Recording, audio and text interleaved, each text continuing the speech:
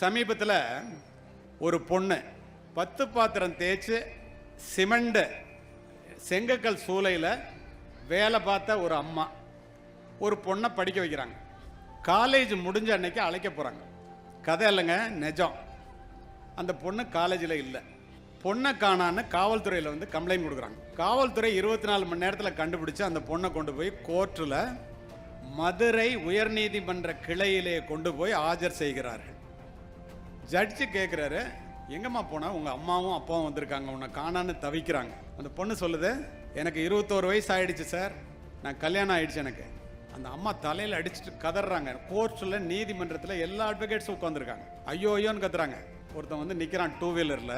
இந்த பொண்ணுக்கும் அவனுக்கும் எந்த விதத்துலையும் படிப்பில் பார்க்குறவங்களுக்கு ஐயோ இந்த பொண்ணை போய் இவன் போய் லவ் பண்ணி கல்யாணம் பண்ணியிருக்கானே, இந்த அம்மா அப்பா அப்படி கதறாங்களே, என்ன செய்கிறோன்னு தெரியாமல் செஞ்சுருக்குமோ அப்படின்னு அத்தனை பேர் அதை பார்க்குறாங்க. அவன் பாட்டு நின்றுட்டு இருக்கான். அந்த பக்கம் போய் ஒரு சிகரெட்டை பற்ற வச்சு குடிக்கிறான். உயிராக வளர்த்தாரு ஒத்த பொண்ணுன்னு செங்கல் சூளையிலேருந்து கீழே விழுந்து இடுப்பு முறிஞ்சு போச்சு. இதுக்காகவே உயிரை கையில் பிடிச்சிட்டு இருக்காரு சார். அவரால் கல்யாணம் தான் பண்ணி வைக்க முடியல, அவங்க அப்பாட்ட பேச சொல்லுங்க அப்படி. அப்போ தான் எல்லாரும் பார்க்குறோம், செவுத்துல ஏணியை சாத்தி வச்ச மாதிரி ஒரு மனுஷனை அப்படி சாத்தி நிற்க வச்சிருக்காங்க அவங்க அப்பா. ஏழ்மையினுடைய ஒன்று உதாரணம் சொல்லணும்னா அவர் தான் அப்படி நிற்கிறார் கோர்ட்டில் வந்து. அப்பாட்ட பேசுமான்னு ஜட்ஜு சொல்கிறார். திரும்பியே பார்க்கல அந்த அப்பா பக்கம். போ அப்படின்ட்டார் ஜட்ஜு. ஏன்னா சட்டம் வேற ஒன்றும் செய்ய முடியாது.